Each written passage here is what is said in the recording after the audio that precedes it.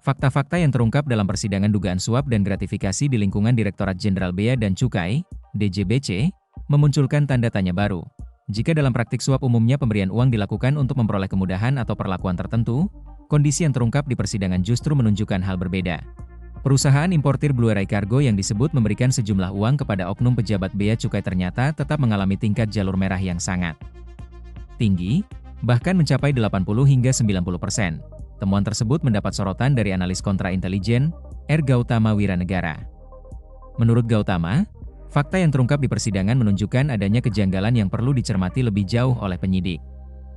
Kalau seseorang sudah membayar tetapi tetap dikenai jalur merah, tetap terkena notul, tetap mengalami hambatan, bahkan muncul ancaman, maka pola ini layak dibaca lebih jauh. Ini mulai mirip pemerasan, bukan suap biasa, kata Gautama kepada wartawan, Senin, 8 Juni 2026, dia menjelaskan dalam konstruksi suap pada umumnya terdapat hubungan timbal balik antara pemberian uang dan keuntungan yang diperoleh pemberi. Namun dalam perkara yang kini sedang disidangkan, fakta yang muncul justru menunjukkan pihak yang disebut memberikan uang tidak memperoleh kemudahan sebagaimana lazimnya praktik suap. Menurut Gautama, kondisi tersebut membuka ruang untuk melihat perkara dari sudut pandang yang lebih luas. Kalau ancaman itu terbukti dan pemberian uang dilakukan dalam situasi tekanan, maka ruang untuk melihat perkara ini tidak boleh hanya dari perspektif suap, ujarnya. Sorotan Gautama merujuk pada sejumlah keterangan saksi yang telah disampaikan dalam persidangan. Sebelumnya, saksi Vilar Marindra mengungkap adanya pengaturan rule set targeting yang menyebabkan persentase jalur merah Blue Ray Cargo tetap berada di atas 70%. Bahkan berdasarkan data yang ditampilkan Jaksa Penuntut Umum, tingkat jalur merah perusahaan tersebut mencapai 80 hingga 90% dalam periode tertentu. Fakta lain muncul dari keterangan saksi Sri Pangestuti alias Tuti. Dalam persidangan, Tuti mengaku pernah mendengar keluhan dari pihak Blue Ray Cargo yang menyebut telah memberikan uang namun tidak memperoleh perubahan perlakuan dalam proses kepabeanan. Tuti juga mengungkap adanya pernyataan yang diduga disampaikan Orlando Hamonangan terkait kemungkinan jalur impor melalui udara terus dimerahkan apabila pelaku usaha tidak bergabung dengan kelompok tertentu. Bagi Gautama, keterangan tersebut menjadi salah satu fakta yang patut didalami lebih lanjut. Dia menilai penyidik perlu menelusuri apakah terdapat unsur tekanan terhadap pelaku usaha dalam proses pemberian uang kepada oknum pejabat. Pertanyaan pentingnya bukan hanya siapa yang memberi dan siapa yang menerima uang. Yang juga harus dijawab adalah apakah pihak yang memberi benar-benar memperoleh keuntungan atau justru berada dalam posisi tertekan, katanya. Nama perusahaan lain, selain Blue Ray Cargo, Gautama juga menyoroti munculnya nama perusahaan lain dalam persidangan, yakni PT Infinity International.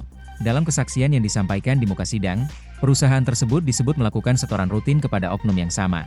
Namun berbeda dengan Blue Ray Cargo, proses impor PT Infinity disebut berjalan relatif lancar dengan tingkat jalur merah yang jauh lebih rendah. Perbedaan kondisi tersebut, menurut Gautama, semakin memperkuat pentingnya pendalaman terhadap pola hubungan antara pemberian uang dan perlakuan kepabeanan yang diterima masing-masing perusahaan. Sidang masih berjalan dan tentu semua harus dibuktikan berdasarkan fakta hukum. Tetapi kejanggalan-kejanggalan yang muncul ini penting untuk ditelusuri agar perkara dapat dipetakan secara utuh, ujarnya. Ia mengingatkan agar penyidikan tidak berhenti pada konstruksi suap semata, melainkan juga membuka kemungkinan adanya penyalahgunaan kewenangan, perlakuan berbeda terhadap pelaku usaha, hingga dugaan pemerasan jabatan. Publik tentu ingin mengetahui gambaran yang utuh. Jangan sampai ada fakta-fakta penting yang terungkap di persidangan tetapi tidak ditelusuri lebih lanjut dalam proses penegakan hukum, pungkas Gautama. Dakwaan penuntut umum, bahwa setelah pertemuan di Hotel Borobudur Jakarta, sekitar bulan Agustus 2025 bertempat di Phoenix Gastrobar, Jalan Pantai Indah Kapuk nomor 01, Pantai Indah Kapuk, Jakarta. Terdakwa Ijon Field selaku pimpinan Blue Ray Cargo Group, bersama-sama dengan terdakwa 2 Dedi Kurniawan Sukolo selaku manajer operasional custom clearance pelabuhan Blue Ray dan terdakwa 3 Andri selaku ketua tim dokumen importasi Blue Ray. Melakukan pertemuan dengan Orlando Hamonangan Sianipar dan Vilar Marindra selaku pelaksana pada Subdirektorat Intelijen Direktorat Penindakan dan Penyidikan Direktorat Jenderal Bea dan Cukai. Dalam pertemuan tersebut, John Field menyampaikan kepada Orlando Hamonangan Sianipar terkait kondisi pengiriman barang-barang impor Blue Ray Cargo Group yang masuk jalur merah meningkat serta terkena dwelling time. Atas penyampaian terdakwa I tersebut, Orlando Hamonangan Sianipar menyampaikan agar selanjutnya terdakwa I berkoordinasi dengan Vilar Marindra, bahwa kemudian untuk mengakomodasi permintaan dari terdakwa I, Orlando Hamonangan Sianipar memerintahkan Vilar Marindra menyusun rule set targeting dengan parameter database Direktorat Jenderal Bea dan Cukai yang dibuat dengan menyesuaikan persentase jalur merah terhadap importir yang dinilai berisiko tinggi. Salah satunya Blue Ray Cargo Group. Dalam prosesnya, Nota Dinas Rule Set Targeting tersebut mendapat persetujuan secara berjenjang di tingkat Direktorat Penindakan dan Penyidikan Direktorat Jenderal Bea dan Cukai Kementerian Keuangan RI, mulai dari Orlando Hamonangan Sianipar selaku Kepala Seksi Intelijen Kepabeanan I Direktorat Penindakan dan Penyidikan Direktorat Jenderal Bea dan Cukai.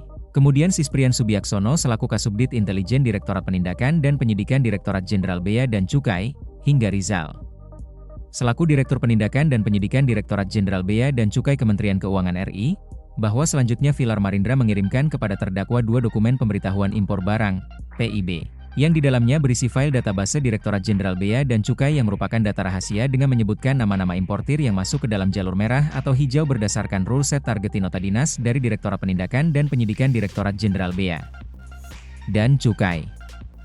Selanjutnya, oleh terdakwa 2 dokumen tersebut diolah dan dimodifikasi sebagai acuan informasi awal dalam memilih jalur pelabuhan laut yang tidak berisiko tinggi, yang berikutnya dijadikan dasar Blue Ray Cargo Group dalam menentukan pilihan akses masuk pengiriman barang-barang melalui jalur hijau sehingga barang-barang impor milik Blue Ray Cargo Group lebih cepat keluar dari proses pengawasan di bagian kepabeanan Direktorat Bea dan Cukai.